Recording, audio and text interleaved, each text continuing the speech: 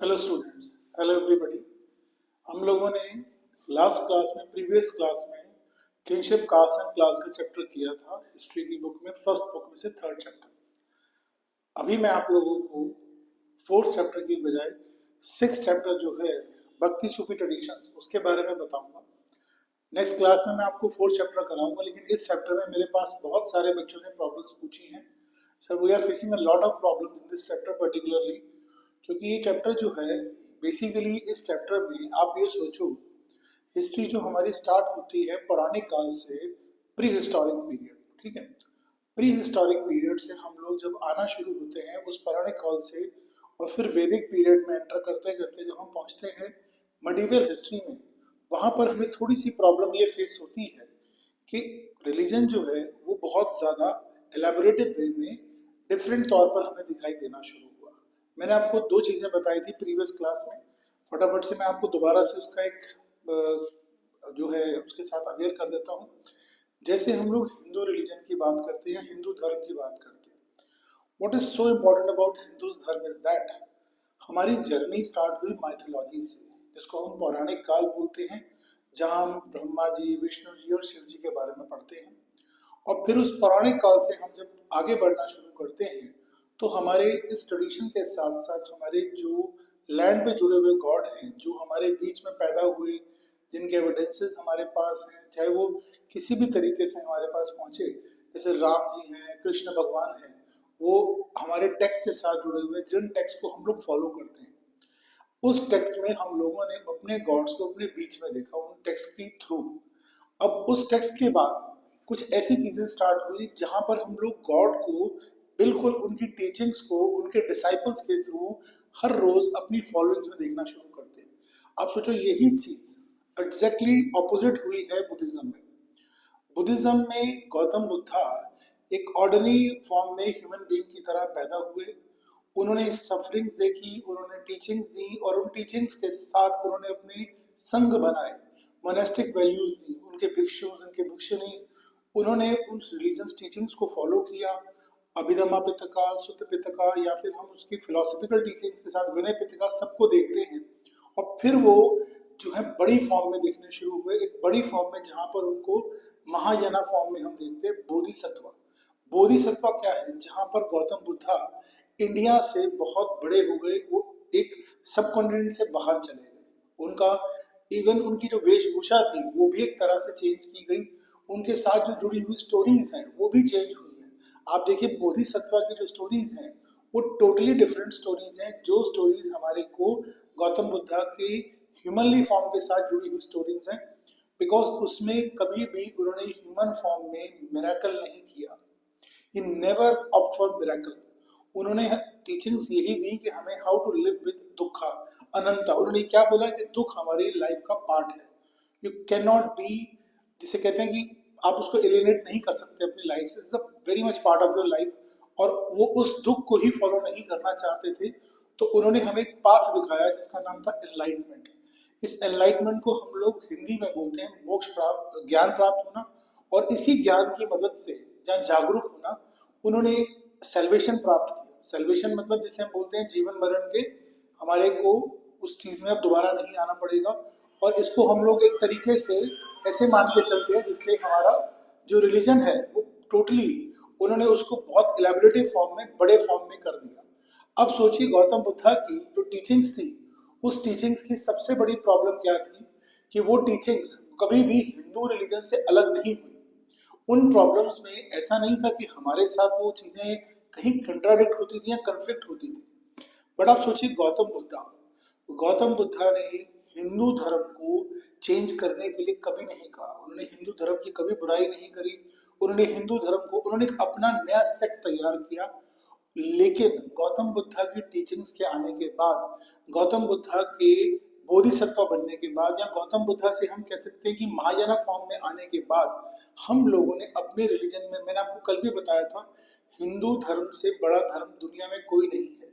It is the only धर्म in the world which allows it's, अपने जो normal लोग हैं उनमें जो फॉलो करते हैं, followers to follow the other sects also. Hindu धर्म basically is a way of living. हम कैसे इसको अडॉप्ट करते हैं, और उस चीज में कुछ प्रॉब्लम्स भी आती हैं। वो प्रॉब्लम्स क्या होती हैं? हम उस चीज़ों के साथ चल रहे थे जहाँ पे कास्ट सिस्टम या हमारे यहाँ पर ये कहें कि वुमेन की जो पिटिएबल कंडीशंस थी वो भी हमें दिखाई देती थी। लेकिन गौतम बुद्धा ने जैसे जैसे अपनी टीचिंग्स को बढ़ाना शुरू किया और स्पेशली उनके मोनेस्टिक ऑर्डर्स संघ बाहर फैलना शुरू हुआ, हिंदू धर्म के जो फॉलोअर्स थे, जो पौराणिक काल से चलते हुए आते हैं, हम लोग भगवान शिव, भगवान विष्णु, भगवान ब्रह्मा और उनके बाद उनके अवतार राम और कृष्ण जैसे भगवान हमारे जो हैं, उनके बाद उनके डिसाइपल्स, उनके फॉलोअर्स को हमने चेंज होते देखा। अब सोचो ये चीज बेसिकली क्या है? ये एक ऐसा कॉन्सेप्ट है जिसे हम लोग मान के चलते हैं अ ग्रेट लिटिल ट्रेडिशन। आप पेज नंबर 141 पर अगर देखेंगे इसको, तो 141 पर ये चीज क्या आती है? ग्रेट लिटिल ट्रेडिशन के अंदर हम किस तरीके से अपने कल्ट्स को जोड़ते हैं, हमारे कल्ट्स हमारे साथ किस तरीके से जुड़ना शुरू होते हैं। और ये कल्ट्स, आप सोचो ब्राह्मणिकल आइडियाज हैं, हम ब्रह्मा को या ब्राह्मणिकल आइडियाज को जब फॉलो करना शुरू करते हैं तो यही ब्राह्मणिकल आइडियाज हमारी प्रिजर्वेंस करते हैं पौराणिक टेक्स्ट की। देखो बेटे, पौराणिक टेक्स्ट क्या होते हैं? पौराणिक टेक्स्ट जो हमारे पुराण थे, उन पुराणों में उनको हम लोग, एक तो बेसिकली उनकी संस्कृत बहुत टफ थी, वो संस्कृत एलीट लोगों के लिए थी, नॉर्मल लोग उस संस्कृत को नहीं समझ पाते थे, जिस वजह से ऑर्डिनरी संस्कृत में ये टेक्स्ट तैयार किए गए, आपके महाभारत और रामायण जैसे टेक्स्ट। जब इन टेक्स्ट को हमने देखा तो ये ट्रेडिशंस, आप सोचो, ग्रेड से लेटर आना शुरू होते हैं। हम लोग भगवान विष्णु, भगवान शिव को अलग अलग फॉर्म्स में देखना शुरू करते हैं। और देखिए, ह्यूमन बींग्स की एक अपनी सोच होती है, जैसा मैं दिखता हूँ वैसा मेरा भगवान होगा। हम बोलते हैं ना, हमारे कान्हा कान्हा को या राम जी को हम लोग अपनी तरह सांवला भी दिखाते हैं, ठीक है? क्योंकि अगर हम सांवले तो मेरा भगवान भी सांवला। जैसा इंसान होता है वैसा ही वो अपने भगवान को देखना पसंद करता है, अपने भगवान की मूर्ति को वैसा ही बनाएगा। और वो ग्रेट ट्रेडिशन जो कि पूरी तरह से क्या था? अनफेमिलियर। मैं आपको चीज ये बताता हूँ कैसे। द ग्रेट ट्रेडिशन जो था, ये एक तरह से अनफेमिलियर था।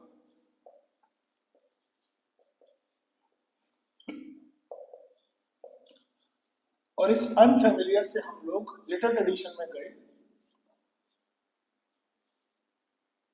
और लिटिल ट्रेडिशन होना शुरू हुआ फैमिलियर।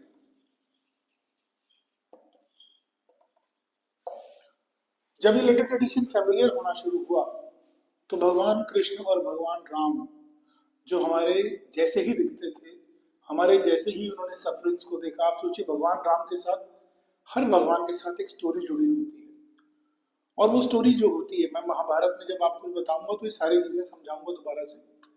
आप उस भगवान के साथ कभी भी ये नहीं देखेंगे कि उनके साथ बहुत ही अच्छा हुआ, हमेशा उनके साथ हमेशा बहुत बुरा हुआ। उन्होंने सफरिंग्स को फेस किया। वो सफरिंग्स वो किस लिए दिखाते हैं? चाहे हम जो क्रिश्चियंस हैं उसमें भी जीसस क्राइस्ट को भी देखते हैं, या फिर अगर हम देख के चले प्रॉफिट को भी, ऐसे ही हमारे जो भगवान है उन्होंने सफरिंग्स अपने ऊपर ली। अब देखिए, शिव जी के साथ भी यही चीज है कि उन्होंने खुद विष पिया था। इसी तरीके से भगवानों को ये सब चीजें हमारी तरह एक नॉर्मल जिंदगी जीते हुए दिखाया गया, और ये लिटिल ट्रेडिशन एक तरह से हमारी लाइफ का पार्ट बन गया। ये जो लिटिल ट्रेडिशन है, ये सब जगह फैलना शुरू हुआ और इसको लोगों ने फॉलो करना शुरू किया। आप जब भगवान को देखते हैं, जैसे ये देखिए पेज नंबर 141 पे, ये पुरी के भगवान है हमारे, और इसमें evidented Puri the Jagannath identity the literally the lord of world. अब जगन्नाथ मीन्स जग के नाथ, identity literally the lord of world. इसमें हम विष्णु को किस फॉर्म में देखते हैं? अब देखिए, विष्णु भगवान जो है उनको हम लोग एक ग्रेट ट्रेडिशन के तौर पे देखते हैं। Why? Because he is a principal deity. उन प्रिंसिपल डाइटीज के इंकारनेशन होते हैं। हम क्लोजर किसके हैं? हम विष्णु जी से ज्यादा क्लोजर हैं भगवान राम और भगवान कृष्ण के, क्योंकि हम मथुरा में भगवान कृष्ण से अपने आप को जोड़ लेते हैं। हम ये मान के चलते हैं कि वो हमारे बीच में रहे, हमारे बीच में उन्होंने सब चीजें सीखी, और इसीलिए हम भगवान कृष्ण को एक बड़ा प्रैक्टिकल गॉड देख के चलते हैं। आप देखिए, last previous to previous chapter में हमने एक चीज है फर्टलिस्ट वर्सेस मटीरियलिस्ट, उसमें भी गौतम बुद्धा ने यही चीज बताई थी कि कुछ लोग ऐसे हैं जो कर्मास पे विश्वास करते हैं, जो ये सोच के चलते हैं जो भी हम करते हैं हमें कर्मास की वजह से मिलता है, और कुछ लोग ऐसे हैं जो ये सोच के चलते हैं एवरीथिंग इज प्री डेस्टिन्ड, जो होना है वो सब होगा ही एज इट इज, कर्मास का इसमें कोई रोल नहीं है। ये फर्टिलिस्ट वर्सेस मटीरियलिस्ट। लेकिन आप देखिए भगवान जो हमारे कृष्ण भगवान है, उन्होंने भी हमें एक तरह से भगवत गीता के थ्रू यही चीज बताई, बट ये चीज हमारी बुक में नहीं है, बिकॉज हम बुक्स में सिर्फ उन्हीं चीजों को देखते हैं जिनके हमारे पास फैक्चुअल तरीके से डेट्स के साथ चीजें होंगी, हम उसमें वही चीजें डालते हैं। और एक ग्रेट लिटर ट्रेडिशन जो धीरे धीरे पौराणिक पीरियड से कहाँ आना शुरू हुआ हमारे यहाँ पर, हमारी सोसाइटीज में, हमारी सोसाइटी में, हमारी लैंड पर जहाँ हम रहते थे। और ये वो प्रैक्टिसेस हैं जो नेसेसरीली हो सकता है सब लोग ना करते हो। देखिए बेटे, उस वक्त कास्ट सिस्टम बहुत प्रिविलेंट था। गौतम बुद्ध ने कास्ट सिस्टम की बुराई नहीं करी, लेकिन कास्ट सिस्टम से जुड़ी हुई चीजों को कई बार बताया कि इसमें बहुत बैड प्रैक्टिसेस जो वहां प्रिवेल कर रही थी, और उन बैड प्रैक्टिसेस को किस तरीके से हम अटैक कर सकते थे। अब सोचिए हिंदू धर्म ने इन्हीं चीजों को ठीक करना शुरू किया, और वहां से ये लिटल ट्रेडिशन जो है ये एक इंडिकेशन है जहां पर लोगों ने अपने भगवान को अपने तरीके से मानना शुरू किया। देखिए सबसे इंपॉर्टेंट चीज क्या होती है कि रिलीजन जो है उस वक्त एक ऐसी चीज थी या ऐसा कॉन्सेप्ट था कि जो जुड़ा हुआ था पावर के साथ। रिलीजन और पावर का बहुत इंपॉर्टेंट एक रिलेशन है, और ये रिलीजन और जो पावर का रिलेशन है इसमें आप सोचिए किंग को रिलीजन की तरफ से सपोर्ट चाहिए था, बिकॉज किंग को एक डिवाइन पावर के तौर पे माना जाता था। उसी तरीके से अगर हम मान के चले कि रिलीजन है, रिलीजन को टेम्पल्स चाहिए या पैसे का सपोर्ट चाहिए, और किंग लगातार इस सपोर्ट को बना के रखता था। अब ऐसी कुछ चीजें भी हैं जहां पर डिफरेंट डिफरेंट प्रैक्टिसेस में शिव जी को माना गया। देखिए शिव जी हमारे चीफ गॉड है, भगवान हमारे मेन गॉड वही माने जाते हैं, सबसे बड़े भगवान। भगवान शिव को हम किस तरीके से मान के चलते हैं, आप ये देखिए वो हमारे चीफ गॉड है, ठीक है, और भगवान विष्णु हमारे प्रिंसिपल डायटी हैं। लेकिन भगवान शिव आपको उन जगहों पर भी दिखाई देंगे जहां पर लोग हिंदुइज्म को कंट्राडिक्टरी तरीके से मानते थे, वहां पर भी भगवान शिव को उन्होंने अपनी प्रैक्टिसेस के साथ जोड़ लिया। जैसे हम अगर नॉर्थ ईस्ट में बात करें, खासकर northern southern part of this continent, eastern northern south और सदर्न कॉन्टिनेंट के पार्ट में, तो आप देखिए चलिए शैविज्म और बुद्धिज्म में सबसे बड़ी जो सिमिलैरिटीज होने के बावजूद कन्फ्लिक्ट्स आ रहे थे वो क्या, तांत्रिक प्रैक्टिसेस। ऐसी प्रैक्टिसेस जो बुद्धिज्म के साथ जुड़ रही थी वही प्रैक्टिसेस शिव जी के साथ भी जुड़ रही थी। और उसके बाद सब हम इसको मानते हैं somewhat divergent beliefs and practices come to classify Hindu over the next millennium, और ये चीजें चेंज होनी शुरू हुई। देखिए कल्ट्स, हम लोग अपने भगवानों को पौराणिक काल से जब एक कल्ट में डालते हैं, यानी उनको एक रूप देते हैं, और वो रूप हमारे रिलेटेड ट्रेडिशन से जुड़ा होता है कि हमारे भगवान अयोध्या में पैदा हुए, हमारे भगवान कृष्ण मथुरा में पैदा हुए, तो हम उस कल्ट के साथ उस भगवान को जोड़ देते हैं। लेकिन अगर कल्ट इंपॉर्टेंट ना हो करके प्रैक्टिसेस इंपॉर्टेंट होती है, तो वहां पर भी भगवान जो हमारे पौराणिक काल के थे वो एज इट इज हमारे को दिखाई देते हैं, और वहां पर वो भगवान कभी भी चेंज नहीं हुए। ये चीज नॉर्थ ईस्ट में भी हमें दिखाई देती है, सॉरी नॉर्थ ईस्ट के अंदर जहां हम लोग इसको देखते हैं तांत्रिक फॉर्म में, और ये चीज हमें कर्नाटका में लिंगेत में भी दिखाई देती है, वैराश्वरा ट्रेडिशन, ठीक है।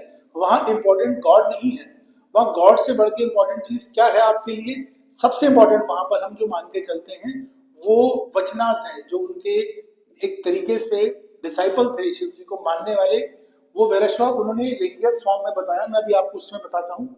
अभी हम लोग वेदास को देखते हैं, किस तरीके से इन वेदास को लगातार हमारी सिस्टम में लाया जा रहा था। वेदास आप सोच के चलिए एक बहुत ही इंपॉर्टेंट चीज है, और ये वेदास हमारी लाइफ का बहुत इंपॉर्टेंट हिस्सा होने के बावजूद इसमें हमने इस सिस्टम को अपने कल्चर में, अपनी लैंड में और अपनी रिचुअल प्रैक्टिसेस में फॉलो करना शुरू कर दिया, but not in the form of Vedas, but because of the authority given by our religious text, जो हमारे लिटर ट्रेडिशन के भगवानों ने हमें ज्यादा अच्छे तरीके से समझने में मदद करी।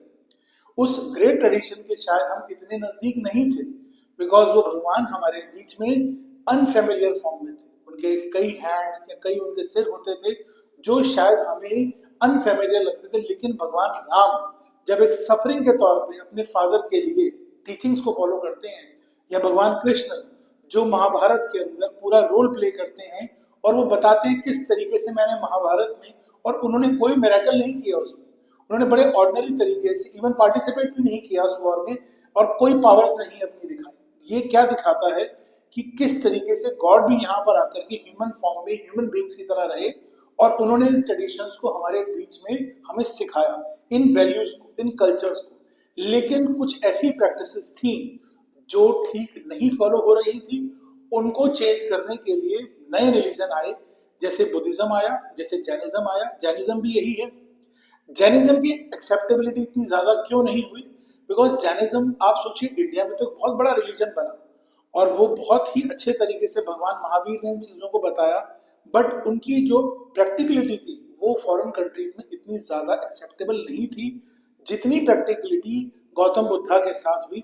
और खासकर गौतम बुद्धा के डिसाइपल्स ने जिस तरीके से उसको पूरे विश्व में, पूरी वर्ल्ड के अंदर प्रोपोगेट किया और पूरे वर्ल्ड में उनकी टीचिंग्स को समझाया, that was very commendable job. अब इसमें हम लोग वेदास की अथॉरिटीज को लगातार जब अथॉरिटेटिव होता हुआ देखते हैं, अथॉरिटेटिव मतलब हम उसकी अथॉरिटीज को फॉलो करते हैं, मानते हैं, तो हम क्या देखते हैं, वेदास ने कुछ प्रैक्टिसेस को कंडेम किया, जैसे कि performance of sacrifice in precisely chanted mantras. On the other hand, those engaged in tantric practices frequently ignore the authority of Vedas. देखो बेटे, आप सोचो, जब वो लोग आपकी कास्ट के नहीं हैं, आप उनको रिलीजन के अंदर होते हुए रिलीजन से अलग मान के चलते हो, they follow your religion, they follow your culture, but in a very different manner. आप समझो, इसमें इसको हम एक डिफरेंट तौर पे देख के चलते हैं। जैसे सोशियोलॉजी में एक वर्ड आता है संस्कृताइजेशन, ठीक है ना। संस्कृताइजेशन क्या होता है? जहां पर एक लोअर कास्ट का पर्सन एक अपर कास्ट के रिचुअल प्रैक्टिसेस को फॉलो करता है। यहाँ पर ऐसा नहीं है। यहाँ पर एक लोअर कास्ट का पर्सन उस रिलीजन को, उस कल्चर को अपनी प्रैक्टिस, अपनी टीचिंग्स, अपनी फॉलोअर, अपने तरीके से फॉलो करता है। बिकॉज आप सोचिए, भगवान, अगर मैं काला हूं तो मेरा भगवान भी काला होगा, और ये खाली हमारे यहाँ पर नहीं है। ये चीज अगर आप ब्राजील में जाएंगे, वहां पर आपको जीसस क्राइस्ट की एक ब्लैक स्टैचू मिलेगा, क्योंकि वो उनको उसी फॉर्म में मानना चाहते हैं जैसा मैं हूँ, मेरा गॉड भी तो वैसे दिखता होगा। अब इस चीज में भक्ति जो है वो इम्पोर्टेंट हो गई। हम कहाँ पहुंचे?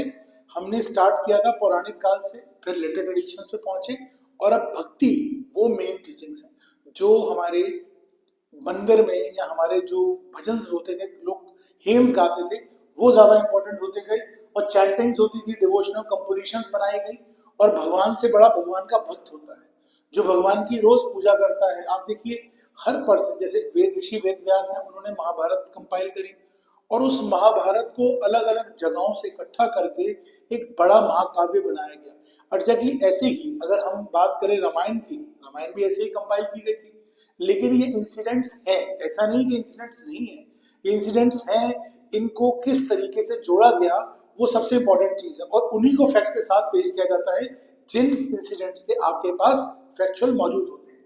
हम इन प्रेयर्स में जब जाते हैं तो प्रेयर में आप सोचिए कुछ ऐसी नई प्रैक्टिसेस आनी शुरू होती हैं जिसमें गॉड को आप उस फॉर्म में दिखना शुरू कर देते हो जहां गॉड का कोई रूप ही नहीं है। हम गॉड को सगुन से कहा ले आते हैं? निर्गुण रूप में। सगुन मीन्स एट्रीब्यूट्स, एक गॉड जो दिखता है। निर्गुण मीन्स विदाउट एट्रीब्यूट्स। जैसे भगवान गुरु नानक देव जी हैं, वो राम को फॉलो करते हैं। मेरा राम वो राम है जिसकी सारी टीचिंग्स राम की हैं, बट वो राम नहीं है जो भगवान दशरथ जी का बेटा है। वो अपने राम को अपने तरीके से मानना चाहते हैं, अपनी टीचिंग्स को फॉलो करना चाहते हैं। उन्होंने राम के जीवन के जो प्रिंसिपल्स हैं उनको फॉलो करना शुरू किया। एग्जैक्टली उसी तरीके से हम लोगों ने निर्गुण भक्ति को भी फॉलो होते देखा। और फिर एक नई चीज साउथ में दिखाई दी, स्पेशली तमिलनाडु में अलवर्स और नयनार्स। अलवर्स वो लोग थे जो विष्णु जी की पूजा करते थे, इमर्स्ड, और नयनार्स वो थे जो शिव जी की पूजा करते थे। अब सोचिए, ये दोनों चीजें जो हैं एक दूसरे के कंपटीशन में आ गई। कभी भी पौराणिक काल में ऐसी चीजें नहीं थी, बट चूंकि रिलीजन और किंग इनके बीच में एक तरीके से, जिसे कहते हैं, होड़ लगी हुई थी कि कौन ज्यादा अपने आप को सपोर्ट ले सकता है। आप सोचिए, ये चीजें छोटी नहीं है। बिकॉज आप इवन अगर आप क्या नाम विजयनगर एम्पायर की बात करेंगे तो भगवान विरूपक्षा, उनके नाम से साइन किए जाते थे ऑर्डर्स हायर अथॉरिटी के। और ये चीजें जो है हर कहीं ना कहीं पर ये चीज, इवन वहां पर जो नाम है उस रिवर का, जो हम्पी बोलते हैं उसको पंपा देवी, वो पार्वती जी के नाम पर है चीज। और इसके अंदर हम लोग अलवर्स और नयनार्स को आइडेंटिफाई करते हैं certain shrine as abodes of their chosen deities. आप किस डाइटी को अपना सबसे बड़ा आप भगवान मान के चलते हैं, आप उसी डाइटी को वर्शिप करना शुरू करते हैं, उसको फॉलो करना शुरू करते हैं, और फिर आप डिफरेंट तरीके से इन चीज़ों को अपने तौर पर प्रोपोगेट करना शुरू करते हैं। और रिलीजन जो है, आप सोचिए एक तरीके से बहुत बड़ा कॉन्सेप्ट बनता गया। और ऐसा इसलिए भी था because temples was not only the temples, they were the way to live. शादी भी टेम्पल में होती थी, लोगों की जो नॉर्मल लाइफ थी, जैसे हम मॉल जाते हैं या दूसरे मार्केट्स में जाते हैं, उस समय ऐसा कुछ नहीं था, सब कुछ टेम्पल के इर्द गिर्द ही चलता था। और हिस्टोरियंस ने नयनार्स के इस मूवमेंट को जब स्टार्ट किया गया, अलवर एंड नयनार्स, इस मूवमेंट में प्रोटेस्ट होना शुरू हुआ कास्ट सिस्टम के अगेंस्ट। देखो बेटे, कास्ट सिस्टम एक बैड प्रैक्टिस थी, लेकिन मैंने आपको क्या बताया, हिंदू धर्म अकेला धर्म ऐसा है जो सेल्फ क्लीनिंग करता है, वो टाइम के साथ साथ खुद अपने आप को चेंज करता है। और इसमें बुद्धिज्म ने भी बहुत बड़ा रोल प्ले किया, क्योंकि बुद्धिज्म जब छोटे से बड़ा बन रहा था, बुद्धिज्म बोधिसत्व बन रहे थे, गौतम बुद्धा को बनाया जा रहा था, तो हिंदू रिलीजन को एक तरफ से इस इनसिक्योरिटी का भी था कि हमारे यहाँ पर जो लोअर कास्ट के लोग हैं, उनके साथ जो डिस्क्रिमिनेटिव प्रैक्टिसेस हैं, अगर उन्हें नहीं रोका गया तो हो सकता है कि वो लोग उस रिलीजन की तरफ माइग्रेट करना शुरू कर दें।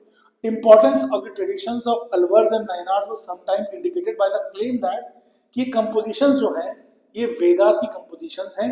और इंस्टेंस क्या दिया गया, major anthologies of composition by the Alvar Nayanars Divya Prabandham.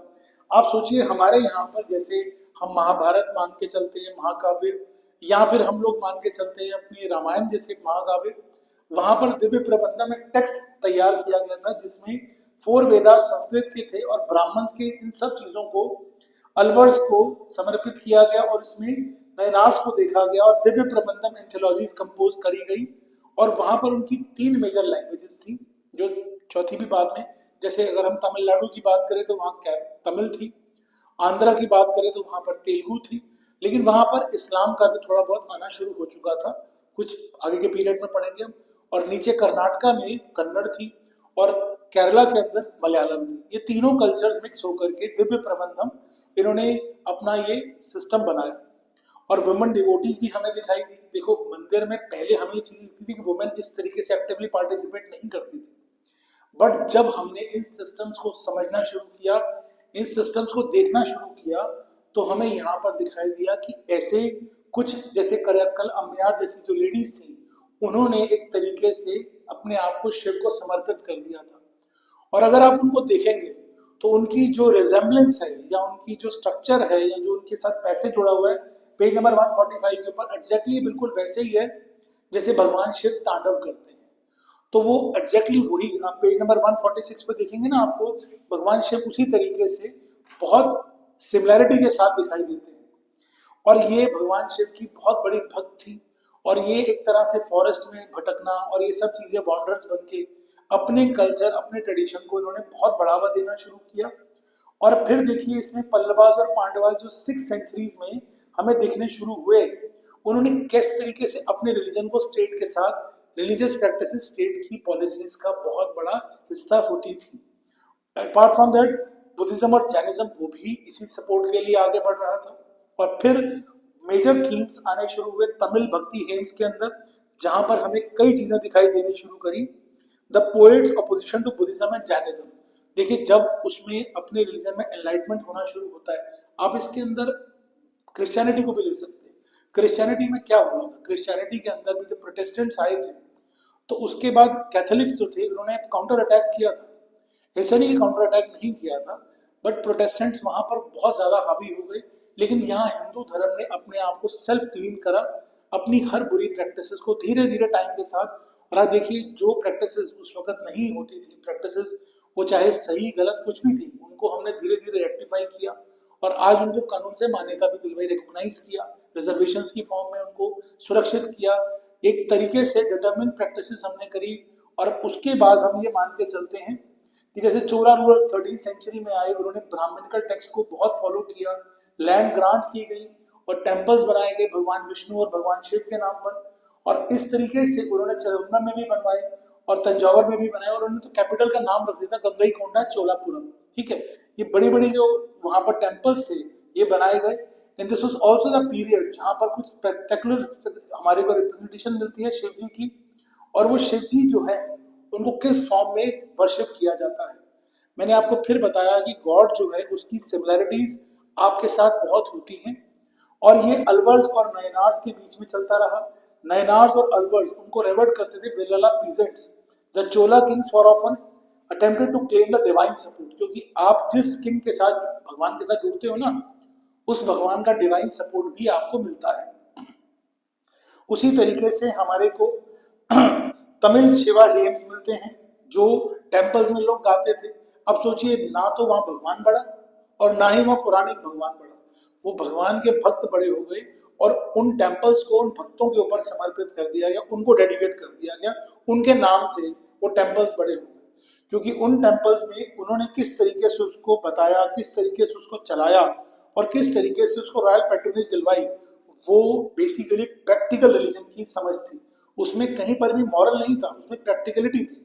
हाँ, उस इंस्क्रिप्शनल एविडेंसेस में हमें 945 में मिलता है, Chola ruler Parantaka first as the consecrated the metal images of Appar Sambandar and the Sundarar in Shiva temple, जहां पर शिवा टेम्पल में उन्होंने एक तरीके से कुछ मूर्तियां रखवाई किनकी, उन लोगों की जो कि इनके डिसाइपल्स, इनके फॉलोअर्स थे। और वो इसी तरीके से वेराश्वा ट्रेडिशंस हमें कर्नाटका में दिखाई देता है 12th सेंचुरी में विटनेस किया गया। देखिए, ये चीजें ना इतनी इजी नहीं है।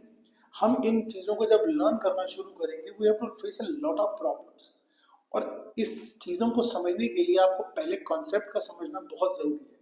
अगर हम एक बार कॉन्सेप्ट क्लियर कर लेते हैं तो हमारे को प्रॉब्लम नहीं आती। जैसे वेरेश्वर ट्रेडिशन है, ये आज कितना बड़ा रोल प्ले करता है, I am going to explain to this thing, और ये किस तरीके से ओरिजिनेशन में आया। और आप जो भी चीजें या आंसर या क्वेश्चंस मेरे से चाहते हैं, you please consult me on Hub of humanities channel पर। हमें लाइक कीजिए, सब्सक्राइब कीजिए और ज्यादा से ज्यादा आप इसमें जुड़िए, ताकि आप लोगों को किसी तरह की कोई भी प्रॉब्लम आ रही है, आपके पास आंसर्स नहीं है, आपके पास क्वेश्चंस नहीं है।